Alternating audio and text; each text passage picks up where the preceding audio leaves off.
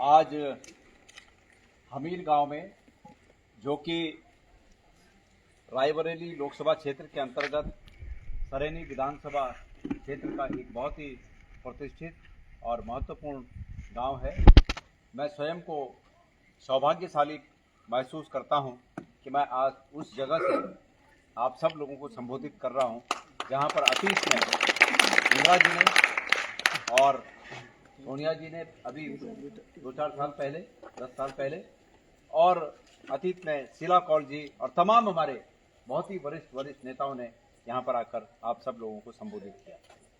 हमारे बहुत ही सम्मानित साथी श्री अनूप वाजपेयी जी को धन्यवाद ज्ञापित करते हुए, हमारे बहुत ही श्रद्धेय बुजुर्ग आदरणीय श्री राजेंद्र वाजपेयी जी, सम्मानित यहाँ पर हमारे चंद्र प्रकाश वाजपेयी जी, आदरणीय सिसोदिया जी, महेश सिंह सिसोदिया जी, गुप्ता जी और सम्मानित गुप्ता जी, और पूर्व प्रधान राम सजीवन वर्मा, पूर्व प्रधान श्री वर्मा जी, गुप्ता जी, और सम्मानित गुप्ता जी, और हमारे तमाम भाई।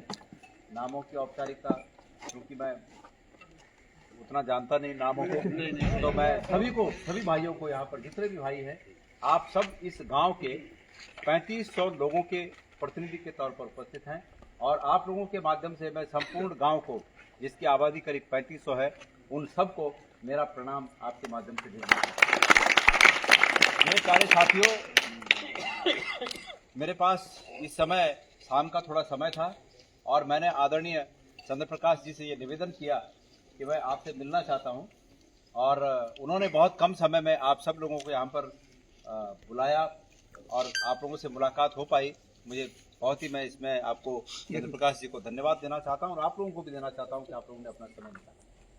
आपने, आदरणीय अनूप जी ने कहा कि गांधी परिवार का इस रायबरेली लोकसभा क्षेत्र से कोई सिर्फ राजनीतिक रिश्ता न होकर एक परिवार का रिश्ता है, और परिवार का रिश्ता हम सब जानते हैं कि वैसे तो गांधी परिवार इस पूरे देश को अपना परिवार मानता है वास्तविक रूप में।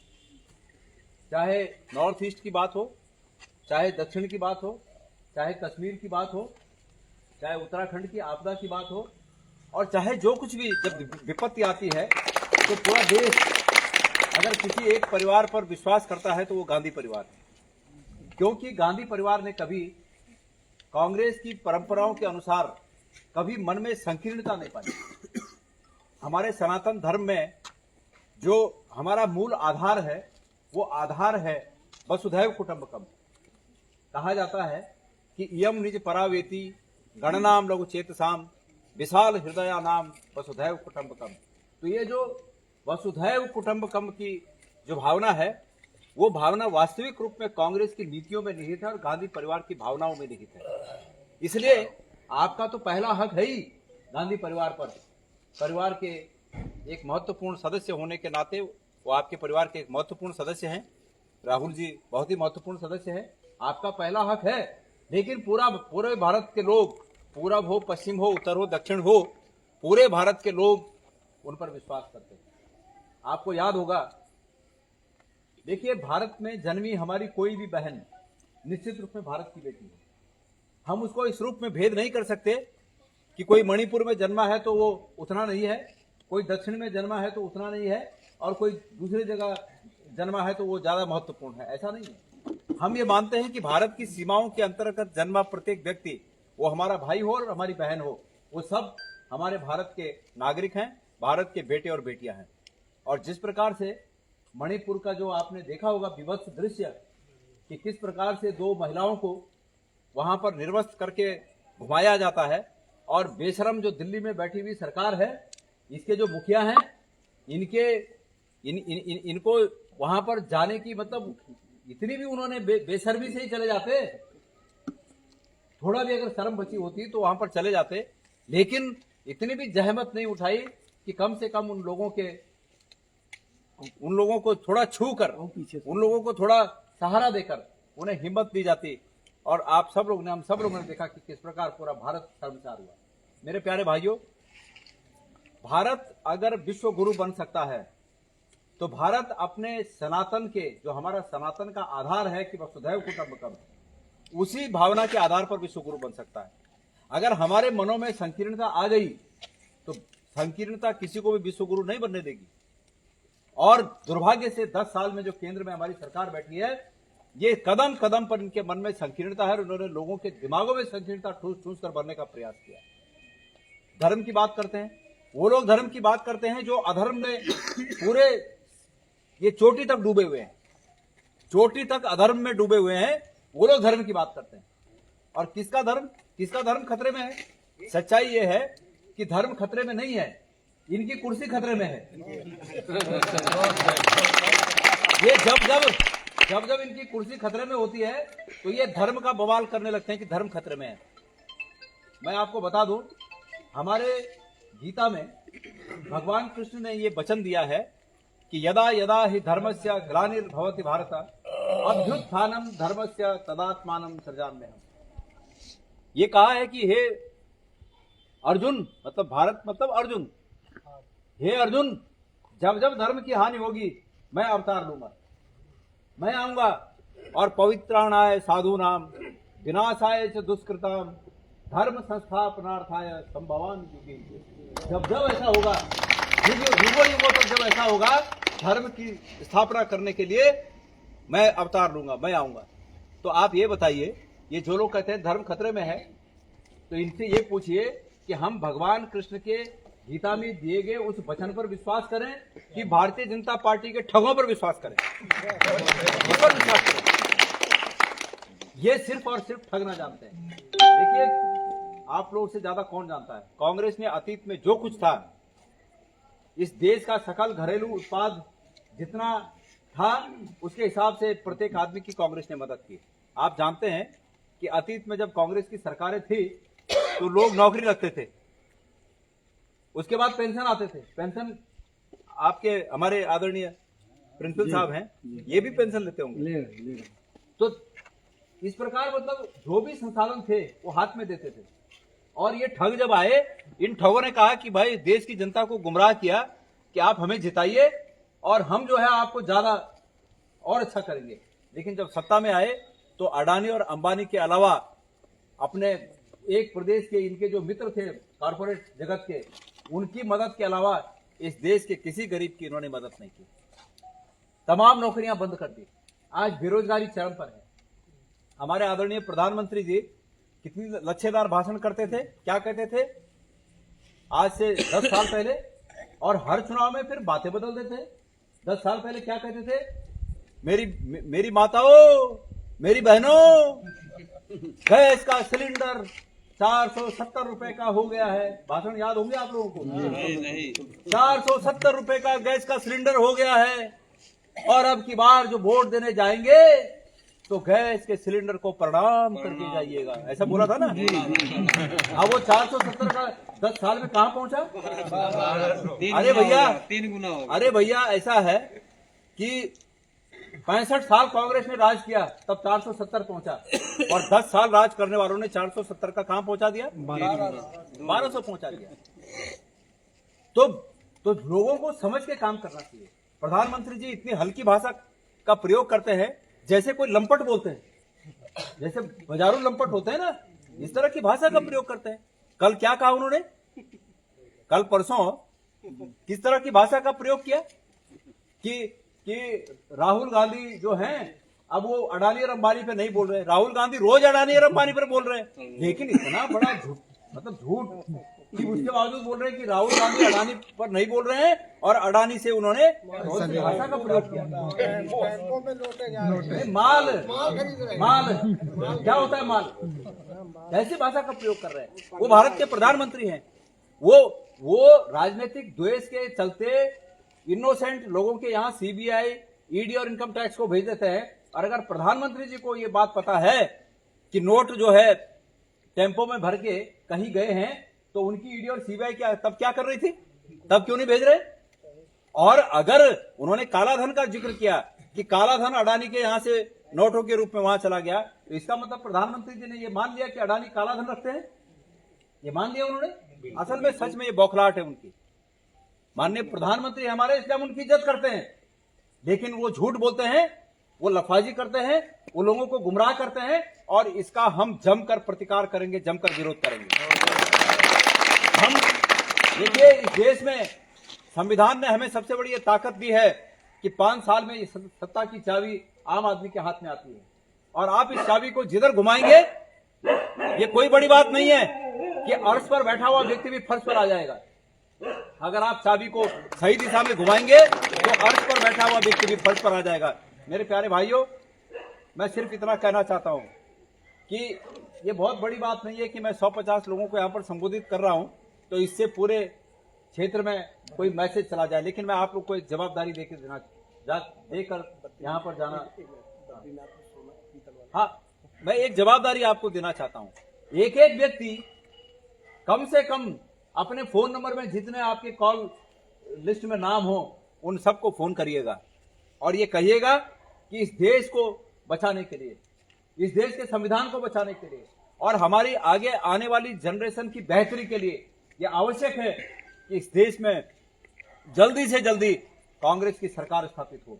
मैं आपको धर्म की बात, अभी वाजपेयी जी कह रहे हैं, मैं 6.5 साल तक बद्रीनाथ और केदारनाथ का अध्यक्ष रहा, 2013 से लेके और 2018 बद्रीनाथ भगवान की वहां अध्यक्ष रहा मैं।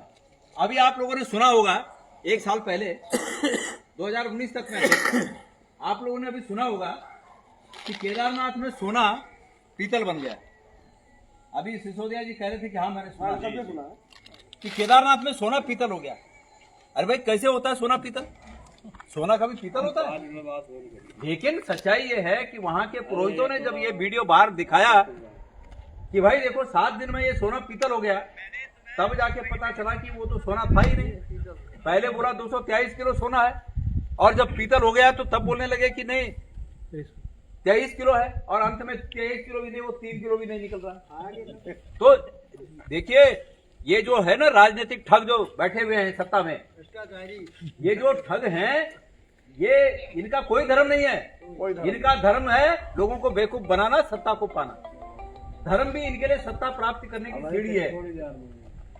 और मैं जब अध्यक्ष था तो ये जो ठग थे, ये इन्होंने हमें भी अप्रोच किया था कि इस तरह का। मैंने कहा बिल्कुल नहीं भाई, जहां करोड़ों हिंदुओं की आस्था का केंद्र हो वहां हम लोग इस प्रकार के कृत्यों को बिल्कुल अलाउ नहीं कर सकते। हमने बिल्कुल बना कर दिया था और हम बदले, और उसके बाद भारतीय जनता पार्टी की सत्ता आई और आज वहां पर जो सोने की बात कर रहे थे वो सोना नहीं बल्कि पीतल निकला। ये सब गोलमाल का काम है।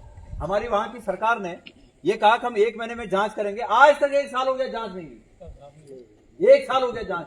मैंने बात उठाई जब, तो मुझे कहा गया कि तुम्हारी टाइम की जांच करेंगे। मैंने कहा करो, जांच करना कोई बुराई थोड़ी है भाई, जांच मेरी भी हो, पर मेरी जांच का डर दिखाकर ये जांच अगर आप बंद कर दें तो ये गलत है। मेरी जांच करो, मुझे कोई चिंता नहीं है। मैंने जब वहां पर गलत नहीं होने दिया अपने टाइम में, तो मेरी तो तमाम जांचें हुई, इनकम टैक्स की जांचें हुई, काम धंधों की जांचें हुई, तमाम चीजें की जांच हुई। लेकिन क्योंकि हम ये जानते हैं कि हम सच्चाई की लड़ाई लड़ रहे हैं, इसलिए हम विचलित नहीं होते हैं। अगर गणेश गोदियाल ने जीवन में कभी गलत किया होगा तो निश्चित रूप में हमें फिर दंड भोगना चाहिए, उसके लिए तैयार रहना चाहिए। लेकिन अगर हमने गलत नहीं किया तो हम परेशान हो सकते हैं, लेकिन हम विचलित नहीं हो सकते, हमें वो तोड़ नहीं सकते। तो मेरे प्यारे साथियों, आज राहुल गांधी जी जिस सत्य की लड़ाई को लड़ रहे हैं, देखिए मैं आपको बताना चाहता हूं, जो सत्य से, सच्चाई से कही गई बातें हैं वो आम लोगों पर मंत्रों के समान असर करती हैं, क्योंकि सच्चाई का रास्ता भी तपस्या का रास्ता है। तो सच्चाई के रास्ते चलकर जो बातें कही जाती हैं ईमानदारी से लोगों को, वो मंत्रों के समान असर करती हैं। और आज राहुल गांधी जी के विचार लोगों पर मंत्रों के समान असर कर रहे हैं, पूरे देश में मंत्रों के समान असर कर रहे हैं। इसलिए आप सब लोग इस बात को जानते हैं कि आप राहुल गांधी जी को आपका आशीर्वाद इस रूप में दे रहे हैं कि वो भारत के होने वाले प्रधानमंत्री हैं। बहुत बढ़िया। आपका आशीर्वाद, आपके मत रूपी आशीर्वाद उनको भारत का प्रधानमंत्री बनाएगा। और ये बहुत बड़ी बात है, ये आपके भी सौभाग्य की बात है कि प्रत्येक रायबरेली लोकसभा के हमारे सम्मानित मतदाताओं का मत एक ऐसे व्यक्ति को जा रहा है जो कि भारत का प्रधानमंत्री बनने वाला है। और जो गौरव अतीत में इस लोकसभा क्षेत्र का रहा है, आप लोग स्वयं जानते हैं कि रेल कारखाना है, रेल डब्बे का कारखाना है, एम्स है, या निफ्ट निफ्ट का है, निफ्ट कैंपस, ये तमाम कैंपस तब हुए कि आप लोगों ने यहाँ से प्रभावशाली लोगों को भारत के प्रधानमंत्री के पद तक पहुंचाया। और आगे भी जैसे ही मेरा विश्वास है कि राहुल जी देश के प्रधानमंत्री बनेंगे, वो ऐसे विलक्षण कार्य यहाँ पर करेंगे जिससे कि आप लोगों का निश्चित रूप में किसी न किसी रूप में कोई व्यक्ति अछूता नहीं रहेगा, सबका भला होगा, अछूता कोई नहीं रहेगा। एक बात बता दूं मैं आपको, समाज में अगर यहाँ पर 100 लोग हैं और 50 लोग डायरेक्ट बेनिफिट किसी को अगर मिल रहा है, नौकरी से मिल रहा है, पेंशन से मिल रहा है, तो उसका बेनिफिट किसी दुकान चलाने वाले लाला को भी मिल रहा है। क्योंकि भाई जब उसको पेंशन मिल रही है तभी तो लाला जी से वो सामान खरीदेगा, तभी तो 2 पैसा लाला जी भी देखेंगे। किसी का दूध बिकता है, किसी का सब्जी बिकता है, किसी मतलब आर्थिकी का रोटेशन होता है। तो इसलिए आप लोग सब सौभाग्यशाली हैं। मैं यहाँ आकर बहुत ही आप लोगों के प्रति आभार व्यक्त करना चाहता हूँ कि आप सब लोगों ने यहाँ पर आकर, काफी विलंब रात हो गई फिर भी आप लोगों ने यहाँ पर आकर दर्शन दिए। और मुझे ये कहा गया है कि इस लोकसभा क्षेत्र में समय, हालांकि मेन काम हम लोगों का कोऑर्डिनेशन का है, मैनेजमेंट का है, लेकिन उसके बावजूद जब जब समय मिले हम गांव में जाकर आप लोगों से समझकर, ऐसा नहीं कि अपनी बात आपको कहनी है, आपकी बात भी समझनी है। और अगर आपकी बात समझ के हम कुछ महसूस करते हैं तो ये वहां तक पहुंचाना है, ये बात राहुल जी तक पहुंचानी है, ये बात प्रियंका जी तक पहुंचानी है। तो मैं उम्मीद करता हूं कि आपकी कोशिश अब ये होनी चाहिए कि राहुल जी इतने मतों से जीतें कि वो भारत में एक नया रिकॉर्ड बनाएं। ये आपका भी सम्मान है, ये रायबरेली के सम्मानित हमारे तमाम मतदाताओं का भी सम्मान होगा कि राहुल जी इतने बड़े मार्जिन से जीते। तो मैं अपने शब्दों को यहाँ पर विराम दूंगा। आप सब की खुशहाली के लिए भगवान बद्री विशाल से प्रार्थना करता हूँ, आप लोगों की जीवन में खुशहाली आए, राहुल जी जीतें। और राहुल जी जो आप लोगों के लिए करना चाहते हैं, आप लोगों के जीवन में बेहतरी लाने के लिए जो तमाम प्रयास वो करना चाहते हैं, भगवान करे कि वो जीते, प्रधानमंत्री बने और आप लोगों के जीवन में वो बदलाव लाए, बेहतरी लाए। आप लोगों को बहुत बहुत धन्यवाद।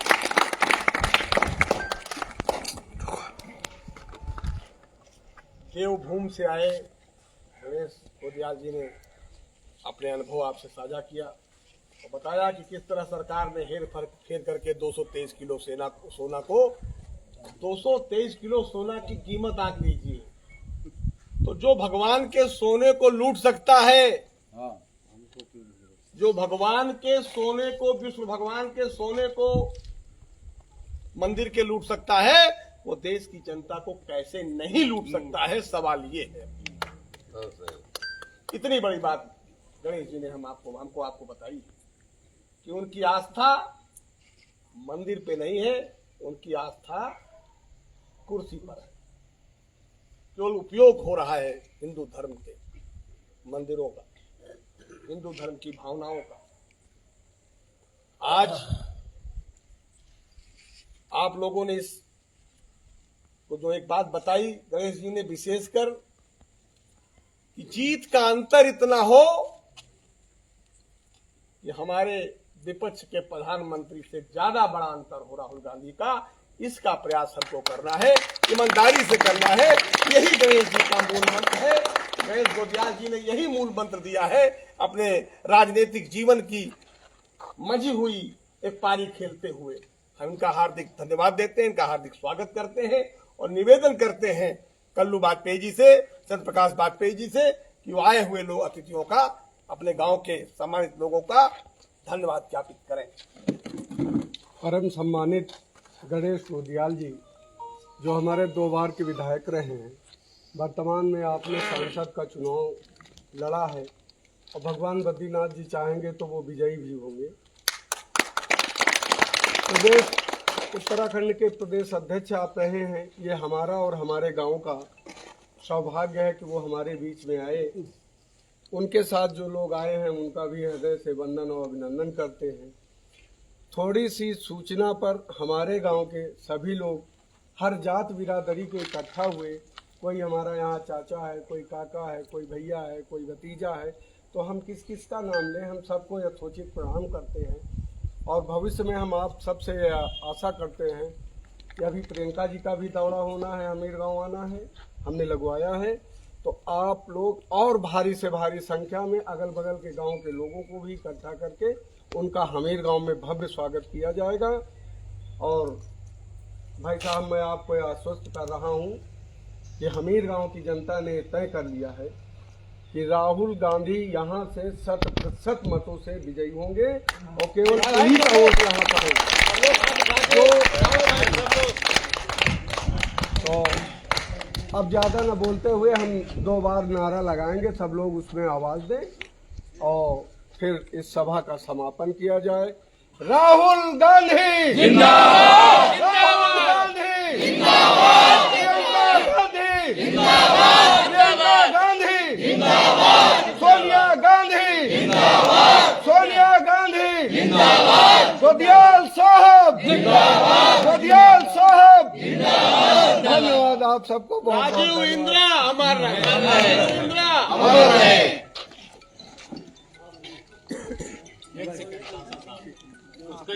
हाँ, बिल्कुल बिल्कुल बिल्कुल। ये तो मान लिया कि इस बार सरकार बननी तय है,